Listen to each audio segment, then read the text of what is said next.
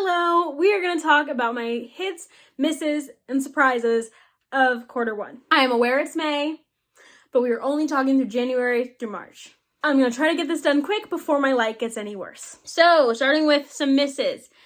The first book that was a big miss for me was The Shout of the Gods by John Gwynne. So, Shout of the Gods is just not... I don't know. It was too actiony and too battle-y, and that's just not what I find fun.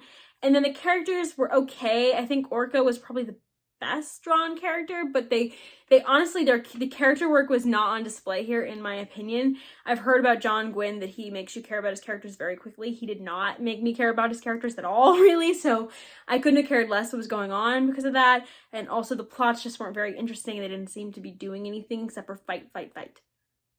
I was disappointed. The next book I read that disappointed me, and these just get progressively worse, Midas by Ryan North. So this one I wasn't even expecting to love, but I'd heard it was fun, and I was trying to try out graphic novels because I was going to read one with maybe a group of students, and I didn't end up doing that, but I took Midas out of consideration immediately. I was like, absolutely not, because I hated this freaking book.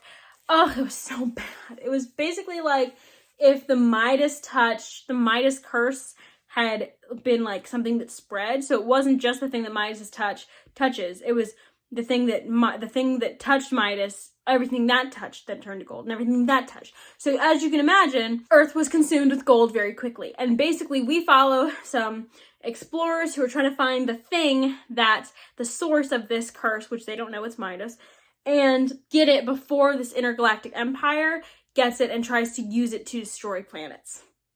And I just thought this was a mess. I just thought it was a mess.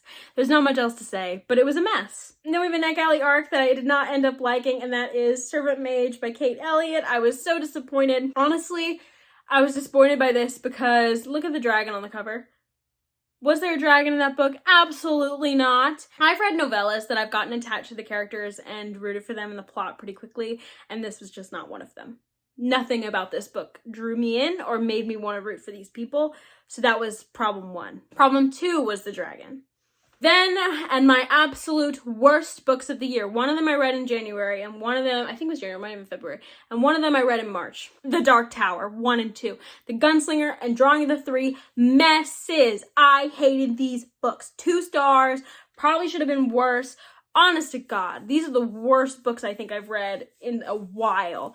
So I know Dark Tower is loved by a lot of people. I'm sorry, close your ears. I hated them. I thought Stephen King, his character work's pretty good. So I really liked Eddie in book 2. But the Gunslinger, what mess was that? Roland going through the desert, doing nothing, supposed to tell you important things, but by the time we get to the important things at the end, I am so done with this book that I don't even know what I was supposed to get out of a Gunslinger. But because you can only drag me through the desert with confusing flashbacks, uninteresting characters, and weird Stephen King brand sexual things for so long before I'm done. And I just reached that point with the Gunslinger, even though it was only 200 pages. I reached a similar point with the Drawing of the Three, but for similar reasons, but for different reasons. So the Drawing of the Three was better. It had characters that I actually cared about more, and their friendships I cared about more. So I do care about Eddie and Roland and their friendship. And then I kind of cared about Detta and Odetta. But Detta and Odetta are just, so first of all, they feel very flimsy to me personally. So I have a feeling that I will like this character as they go on. But Stephen King tries to write a character with dissociative identity disorder. It does not go well. It's pretty racist, pretty ableist. The racism is off the charts bad. It was disgusting. And to make it worse, Odetta and Detta as characters both feel very flat. And I think they're supposed to feel flat. But it didn't make it easier to read. Detta, racist depiction. And Odetta is supposed to be super perfect, very whitewashed, I guess. And she's supposed to she's fine, but I was just the insta-love with her, and I was just why do I care? Why do you care about each other? I didn't like the Dark Tower. I will be continuing with the Wastelands in June because my boyfriend loves the series and says it gets better. I don't know if I'll be continuing past the Wastelands though. We will see. Then I have my quarter 1 surprises. So a couple surprises that I really had a good time with. The first one is Heir of No Run by Michael J. Sullivan. So Michael J. Sullivan, the writer of Revelations, I had a couple of different reactions to. So Theft of Swords I thought was fun. I thought the first one in that Crown Conspiracy was especially fun. The second one started to lose steam with me a little bit. Then the second book in the series, so the second bind up, so Rise of Empire, the two in that, the first one, Nifron Rising, I thought was so boring. So boring. Could not care less. Middle book syndrome. I know some important things happened, but it was a lot of like setup. Emerald Storm was still a lot of setup, but it was a little bit more fun. But still, Rise of Empire, I didn't love. But Rise of Empire does have a really stake-filled ending, and we carried these stakes beautifully. With Wintertide, we have a really, really fun book, so I gave that 4 stars, loved it. Then we get, and things start to heat up more. They start to get more stakes. Things start to happen more. Awesome. Then, the longer one, Persepliquis, I gave it 4.5 stars when I finished, but I think it's a 5-star. I don't know. Maybe it's a 4.5. I don't know. I just love this book so much. And the reason I loved it is because it was just like back to Crown Conspiracy vibes. We have a whole crew, and a lot of the people from Crown Conspiracy that I loved are back. We have stakes. We have a romance that I was rooting for the entire time. We have Royce and Hadrian, and I wish things were different for them in this book a little bit, but that's okay because things hurt me in this book and the previous one. But that's good, right? It was fun. It would manage to be funny, and it managed to be sweet and cute and heartwarming, but it also managed to have stakes. And honestly, I just thought this last book was a big step up from the rest of the series, and it made me want to read more Michael J. Sullivan, and so I started with the Reindeer Chronicles. And this book inspired me to read all of Michael J. Sullivan that I could get my hands on, and I'm now starting Legends of Empire, so had to be on the surprises. Then we have Assassin's Apprentice. Oh, did I bend it? I don't think so. I think it was just there. So Assassin's Apprentice. This is the first book in the Farseer trilogy, the first book in the whole realm of the Elderlings. And honestly, I was unsure if I would even like Farseer at all, the Farseer trilogy. And I thought maybe this first book or this first series would be like a 3-star. Like maybe I wouldn't love it. Nope. I loved it. I thought it was great. Why is it all bent? I don't know. I think it's really great. I love Fitz. I love Robin Hobb's writing style. I loved this book. It's a 4-star. It's definitely a 4-star, but it's a 4-star that could be the start of a new favorite series. So that's why I say I loved it. I'm reading book 2 right now, and I'm loving that one as well. So this was a definite surprise for me because I was really worried I wouldn't love this. Then we have The Raven and the Reindeer by T. Kingfisher. This was a big surprise for me. The reason it was a surprise because I've read a T. Kingfisher book and it was good. The Wizard's Guide to Defensive Baking. I liked that book. I thought it was good and it's going to go to my classroom, but I didn't love it. I thought the plot was a bit lacking and the characters were a bit lacking. I liked T. Kingfisher's writing style a lot though. And then I tried this one, because it was the wintry one, and I wanted to give it a go. I like retelling, so I was like, okay, let me try it. And I really liked it a lot. I really, really enjoyed it. I gave it 4.25 stars. It could be a little higher, but I don't know. I don't love the characters enough for that, I think. But I loved the magic. I loved the fairy tale vibes. I loved the way it played with the Snow Queen. Honestly, this is how the Snow Queen should be, in my opinion. I just loved it. I thought it was so good. And it was so quirky and fun and just beautiful. So I loved this. And I don't know, it was sapphic and it played and turned the fairy tale on its head so much in ways that needed to be done. And I keep repeating myself, but this was so good. I need to raise this rating. Then we have, and we are still in January right now for the surprises. I only have 5 surprises, but most of the surprising books I read were in January. And then I read one in March. So the final January surprise was Where the Drowned Girls Go by Shannon McGuire. And this I read as an arc. I wanted to read it because I want to continue with Shannon McGuire. But I was worried about it because the last several Wayward Children series I haven't loved. So this is number 7, I think. So we have the first one, which I thought was okay. We have the second one, which I loved. The third one, which I really, really enjoyed. And that was the last one I really, really enjoyed. Then 4, I hated. 5, I thought was good. A good continuation of the odd numbered plot lines, but not like anything special. And then number 6 was good. It was good, but it wasn't great. I would put it in my classroom. I wouldn't read it again. And then we have 7, and this one was a 4-star. So pretty much all of them except for Down Among the Sticks and Bones and Beneath the Sugar Sky have been 3.5 or less. Normally less. They've been less than 3.5. I just was worried that this series would never be for me again, but I remembered loving those books so much that I wanted to keep going. And then Where the Drowned Girls Go, it delivered. So I was very worried about this book in the series because it follows a character who I haven't necessarily loved in the other books. I found her a little bit annoying at times when she's with other characters, and the things that she does and says, I'm just like, oh, what are you doing, Cora? But I really enjoyed her in this book, and this was honestly a change of pace. So I could see this series becoming a little formulaic, and somewhat the even-numbered books, which all follow kids in a different world, are a bit formulaic. And honestly, some of these books I would have picked completely different worlds to look at. In an Absent Dream needed to not be a book, and we should have focused on someone else's world. Like, I think there's only gonna be 10 books in this series, and we only have 5 to go live in another world. And if we're gonna do that, like, we're only gonna limit it to that, then you needed to not do In an Absent Dream, Shannon McGuire. Okay, I need to stop ranting.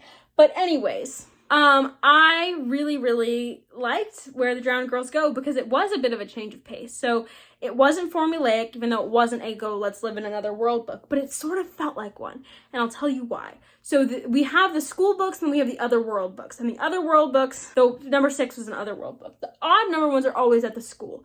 And at the school, there's usually a quest. We usually have to do something. And there's usually cameos from other characters. So it's a good time. But it's not the best time. Since Beneath the Sugar Sky, it hasn't been the best time. And this one wasn't a quest, so we broke the formula, and it wasn't at the same school. We have Cora going to another school that treats people differently and worse when you come from another world because they try to gaslight you into thinking it doesn't happen. And doing that, taking her out of an environment into a new one, it was almost like a new world in itself. Learning the rules, learning how things are working, learning the secrets. It just worked so well. And Cora, I really liked her in this environment because it showed you how much of like a survivor she is and how much she was not willing to let herself be completely lost. Even though this was what she wanted, she realizes very quickly this is not the right way to get it. Seeing her thrive in this environment was not thrive. That's the wrong word. Seeing her thrive as well as she could have, despite getting no love from other people, it was very, very interesting to see. And the atmosphere of it, I was rooting for Cora. I was scared for Cora. I just think Where the Drowned Girls Go was so good. I think it's my second favorite of the whole series now. Then finally, the final surprise of the year is The Space Between Worlds by Micaiah Johnson. So this was so good. I call this a surprise because honestly, I thought it would have a very different vibe. I thought this would be a very different kind of book. I thought this would be a lot sadder, and I just didn't know so much about this book that is just so beautiful and so good. So this is a sci-fi, and it feels cozy to me, even though it has tons of stakes and it has tons of good characters. And these were just things that I didn't, the world of this and the conceit of this was just not what I expected, and I loved it. So honestly, that's really what surprised me about this. I can't really get into it, but I didn't expect the plot and the characters to be like this. There was twists immediately. There was a similar cast of characters that we work with in every world we travel to, because we do travel to alternate dimensions. And the way that we just did that, beautiful. The way that this author was able to give you surprises and make things seem one way and then they're actually a different way, it was just so good. And the reveals, the character relationships, our main character was awesome. Kara was awesome. It was just so good, and I loved it. And it was a big hit. So this is the one that's a hit and a surprise, honestly, like Persepliquis. This was a 5-star. this was gorgeous. Immediately, 5-star. Before we get to the top 5 like hits, I guess, that weren't surprises, we will get to some of the runner-ups. Very, very briefly, my honorable mentions. In January, I read The Crown Tower, and it is my favorite of the Reindeer Chronicles. The Reindeer Chronicles is a prequel series to the Reindeer Revelations, and the Reindeer Revelations books I think are good. So they are very much like a 4-star series, and this is a 4.25. So it was a little bit better than the others. It just gave me everything I wanted from a prequel. Then we have a book that starts a series that I am continuing, and you will see that, the second continuations, hopefully, in my next quarter 2 video, and I will rank them somewhere. And that is Keeper of the Lost Cities by Shannon Messenger. So this was really cute. This was like a really sweet little like middle grade, but I can tell it's gonna age up type of book. We have like a school, a girl who finds out she doesn't belong in our world, is an elf, and it was just really, really sweet. I loved our main character, Sophie. She is very like special, but she's also very like cute, and she has like, she gives me neurodivergent vibes, so I honestly loved reading that. I felt very seen by her, like my childhood self would have felt very seen by her. And then she has all these cute friends. She's like making friends. And then there's this adorable plotline with her and her adoptive family, which this book was like hit me in the feels, and it was emotional, and it was great. So I gave this 4 stars. This is a runner-up. Then we have a graphic novel called Beetle and the Hollowbones by Aliza Layne. I basically read this twice because I used this for a thing with one of my kids, and she loved it, and she read it twice because it's just that good. And it's basically this cute little graphic novel about a girl who's a goblin, and she wants to be a witch, like, or a sorcerer. She wants to learn sorcerer magic, but she's learning goblin magic. And then her best friend from her childhood, who she has a crush on, Cat Hollowbones, is a skeleton, and she comes back, and she's come back from her school where she was learning to be a sorcerer. So she has all this new magic, and our main character's worried that Cat won't like her, like won't want to be around her anymore. She's too cool, but it's really cute. They like reconnect, and they basically are trying to help save this mall that the town Cat's aunt is trying to destroy. And they're trying to save it because our main character, Beetle, has a friend, Blob Ghost, who is connected to the mall. So they're trying to disconnect him to the mall and save the mall so that he does not get destroyed with it. And what I really loved about this one, it was just very cute, but it also had a good discussion of like what a good parent or guardian is compared to a bad parent or guardian. We see like a very like abusive, emotionally abusive, manipulative guardian, and then we see one who is very strong and kind and will protect the kid and will go to the ends of the earth for them and will fight for them, and I loved that. I loved seeing that. Then there was also another graphic novel that I tried out for kids called Hooky. So this originated as a webcomic, so you may have read it as a webcomic. It's very long. I've only read the first volume, but I thought it was very cute. By Miriam Bunastre Tur. So I read the first volume. It's only the beginning of the story, but it honestly has it feels like it has a full arc, but I know it's not even the first arc. And at first I was like, this is a lot. We have a lot of moving parts and a lot of like introductions of people, and we're moving a lot, and what is going on? What's the point of this? But then you kind of get the point of it. And once you get to the point of it and you get this like awesome friendship made, I just had a fun time with it. I thought it was a really cute friend group and book, and so I really, really liked it. Then my final runner-up before we get into the top 5-ish is, can I get to it? It's right behind me. Once Upon a Broken Heart by Stephanie Garber. So I gave this 4 stars as well. It might even be a 4.25 star, same with Hooky, but I really enjoyed this because it was just very fun. So we follow a girl named Evangeline who makes a deal with a what are they called? A fate, which is it's in the world of Caraval. I haven't read Caraval. I don't think I want to read Caraval, but I really liked this one. So we follow a girl, Evangeline, who strikes a deal with the fate, the Prince Jax, the Prince of Hearts, and she basically wants to stop a wedding between her stepsister and the boy that she loves, the man that she was going to marry. And so Jax does it, but not in the way that she expects. And she still, once it's all over with, she still owes him a price. And so they end up in the same place at the same time in like a court intrigue, like contest for Prince's affection. Not Jax, but Jax is there in the court when Evangeline's kind of in this competition. And Evangeline's kind of being played by Jax, but they also have some chemistry. I'm not sure if Jax is supposed to be like the love interest. I don't know if they're supposed to be like a major love interest, but Jax definitely, they have some chemistry, but Jax, like, this gave me like almost like not trashy, but like a little bit trashy, like Twilight vibes almost, because Jax is not he's kind of that trope where he's not a super nice guy. He's a bit dangerous, but in this one, like, I actually believed he was dangerous. So I really like that. And you literally never know what side he's on. Like, literally no idea what side he's on. Like, I have no idea what his end is, what his end game is. I mean, I do kind of after reading this book, but I don't know if that will be a good end game for the world. So I like this. It had some moral grayness and it had some tropey YA. It was fun. 4 stars. On to my big hits of the year, other than The Space Between Worlds and Persepliquis. These are the books that I've given 5 stars or 4.25 stars in the 3-month period. So the first one I read was in February, and that is Coffee Boy by Austen Chance. I don't have this book because it's at my boyfriend's house. This is his book. This was beautiful. This is my favorite Austen Chance book, and I've read this and Peter Darling.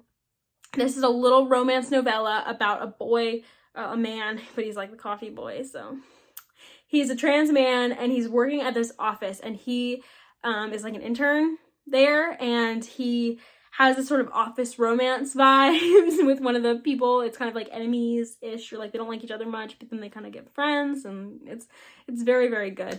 I loved this book. I thought the romance was cute, and I loved Kieran as the main character because he was just so like sassy, and like he wasn't gonna let anyone walk over him, and he knows what he's worth, and I just loved that in him. And he wasn't like I thought he was the perfect main character, but he's not like demure or like he's not apologetic about being trans at all. Like, he expects to be respected, and even when that's hard. And I loved it so much. This book has so much to say, so much to do. Loved it so much. Favorite romance ever now. Then we have The Winter of the Witch by Catherine Arden, which so far is my favorite low fantasy that I've ever read. I loved Bear and the Nightingale in December, and then I liked The Girl in the Tower slightly less, and I thought this might be in between the two, but nope, it's my favorite in the series. I loved this book so much. It has a really good balance, in my opinion, so we have a lot of stakes and war. In my opinion, Girl in the Tower was all that, and that wasn't really what I love about the series, but we also have lots of folklore and fairy tale-esque stuff happening in this one, so that made it a lot better for me than the second one. And it was just so like beautiful, and just everything came full circle, and I love it. I will say it hasn't stuck with me quite as much as I thought it would. As of right now, it's still my favorite of the 3, but I don't fully know how that will be in a while, if I give it a while, but I still really love this, and it's one of my favorite books of the year. Then we have a book that hasn't, I still love it, but it isn't like a 5-star that is like a favorite, and that is The Mask of Mirrors. This is just like a really fun book. That's why it's 5 stars. Like, it wasn't necessarily like deep or profound to me, but it was just so fun. And it was just like so good in that way. So I think it had some confusing parts to me, but I loved this. I really loved my experience reading it. It's not like a favorite of all time, but it definitely is a favorite of the year. But I just loved it. I thought it was really fun. It has like a lot of things I like. So we have like a heist / like, what is it called? Like a con going on. And I don't usually love those, but I thought this one was pretty well done. I liked our main character and how she has to take on different identities to get different things out of what she wants in situations. I really liked the sort of politics and the noble houses, she's ingratiating herself to a noble house. And then I really was interested in the sort of colonial politics of the city. I was very interested in the city in general. It gives Venice vibes. And I really loved that there's a masked vigilante in it. It gave me like Batman or like comic book vibes. And I thought this was really fun. Then we have Redwood and Ponytail by K.A. Holt. I loved this book. I thought it was so beautiful. It's a novel in verse about 2 girls who have crushes on each other, and they're in middle school, so it's about them just sort of discovering their sexuality and discovering what it's like to really have feelings for someone, and it's just very cute. And it's not just like a romance, because it's more a contemporary, because they're dealing with families and the world and perceptions of them, and how that gets in the way of their feelings and gets in the way of who they want to be. But it's just a really beautiful, beautiful book. And honestly, the rhythm of it and the craft is genius. Like, really just stunning, like, genius stuff. Like, I loved it. And then the last hit that I read in this period of March, like January to March, and also my favorite thing I've read of the year so far, is the Heartstopper graphic novel. So I read the first one a while ago. So, but I'm gonna count them as one. Because I read 3. I read the majority of this year. And I kind of like, it's one story, so they're just in different volumes. So Heartstopper, what I've read of it so far, is my favorite thing I've read this year. It is just, I've said this multiple times, it's a story that I would have wanted to read in high school when I was struggling with my sexuality, when I was wondering what my life would be like, if I would ever find love, when I was wondering what a healthy relationship looked like, when I wanted a group of friends that was all accepting, and when I wanted to know about different types of people, when I wanted to see what my friend group looked like, because I mean, I was friends with lots of queer people, trans people, like this was always sort of my friend group. I wanted to see that reflected in fiction more. Heartstopper would have done it, and I didn't have it then, but I have it now, and it makes me very happy that the kids of today have it, and I adore Heartstopper. So that is my quarter 1 wrap up. Thank you for watching this video. I'm gonna go because the lighting is awful.